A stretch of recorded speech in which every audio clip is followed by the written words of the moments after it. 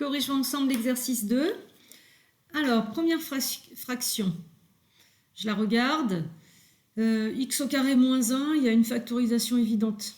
Donc, je ne m'en prive pas. Je mets cette factorisation, x moins 1 facteur de x plus 1. Et là, eh bien, j'obtiens la factorisation primaire du numérateur, avec deux polynômes de degré 1 qui sont donc irréductibles, et la factorisation primaire du dénominateur. C'est donc visiblement irréductible puisque je vois qu'il n'y a aucun polynôme irréductible en commun pour le numérateur et le dénominateur. Et donc cette fraction est irréductible. Deuxième fraction, aucun des polynômes au numérateur et dénominateur n'est irréductible. Alors je peux m'orienter vers une factorisation, mais je peux aussi passer par les racines. Il y a plusieurs critères pour savoir si la fraction est irréductible. Si je choisis pour vous montrer de passer par les racines, eh bien par exemple au numérateur, je vois que 1 est racine évidente du numérateur. Donc dans toute cette vidéo, j'appellerai grand N le numérateur et grand D le dénominateur. Je calcule D de 1 et là je vois aussi que ça fait 0. Donc ma fraction n'est pas irréductible puisque le numérateur et le dénominateur, eh bien, ce sont des polynômes qui ont une racine complexe en commun, au moins une. J'utilise cette racine pour factoriser, en particulier le dénominateur, on l'a déjà vu. Je réduis le facteur premier qu'ils ont en commun et je tombe sur une nouvelle fraction où le numérateur est devenu x plus 1, qui est un polynôme irréductible, et le dénominateur c'est x2 plus x plus 1, qui est aussi un polynôme irréductible, parce qu'il est de degré 2 et que son delta est négatif.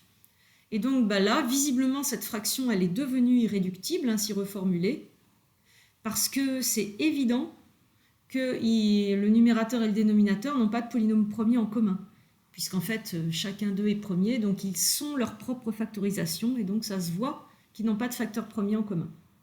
On dira qu'elle est visiblement irréductible dans ces cas-là, la fraction. Troisième fraction, x-5 sur x5 plus x plus 2. J'ai un polynôme au numérateur, degré 1, irréductible, il a une seule racine, c'est 3. Au dénominateur, j'ai un polynôme de degré 5 qui risque d'avoir une factorisation compliquée, mais je ne vais pas me lancer dans la factorisation. Puisque la seule racine possible, c'est 3, je la teste, je vois que d de 3 est différent de 0, et donc forcément, mon numérateur et mon dénominateur n'ont aucune racine complexe en commun. La seule possible, c'était 3 et ça ne marche pas. Quatrième fraction, x3 plus x plus 12 sur x moins 1, x moins 2. Le dénominateur est visiblement plus facile à gérer que le numérateur. Il a deux racines évidentes et deux seulement, c'est 1 et 2. Et donc pareil, je les teste au numérateur cette fois. Je vois qu'aucune ne convient pour le numérateur, donc ma fraction est irréductible, parce que le numérateur et le dénominateur ne peuvent pas avoir de racines complexes en commun. Autre exemple, x au carré plus 2x moins 3 sur x au carré moins 4x plus 3. J'ai pas fait les calculs intermédiaires, je ne les ai pas écrits, mais là, au besoin, soit vous voyez les racines évidentes et vous factorisez, soit vous passez par le delta. Mais en tout cas, grâce aux deux racines réelles, vous savez factoriser normalement le numérateur et le dénominateur. Et vous voyez qu'il y a un facteur premier en commun. Vous réduisez. Et il vous reste une fraction visiblement irréductible. Il est impossible ici d'avoir des facteurs premiers communs.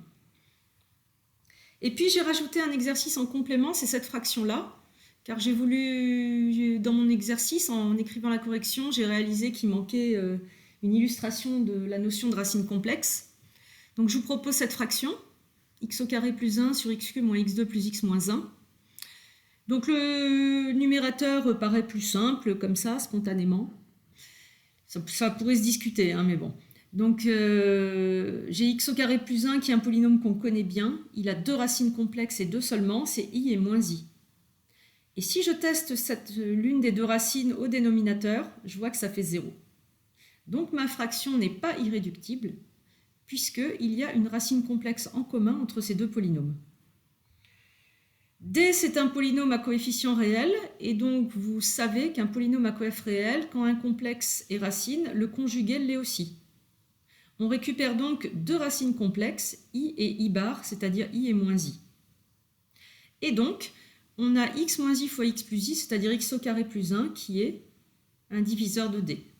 Je pose ma division, et en fait, je me rends compte qu'il y avait aussi que le dénominateur, c'était x au carré plus 1 fois x moins 1. Donc, il y avait 1 comme racine évidente et j'aurais pu faire l'exercice autrement. Mais là, j'ai fait exprès d'illustrer avec les racines complexes. Je réduis par x au carré plus 1 et il me reste 1 sur x moins 1 qui est bien évidemment une fraction irréductible puisque le numérateur vaut 1, il n'a même pas de racine. Voilà.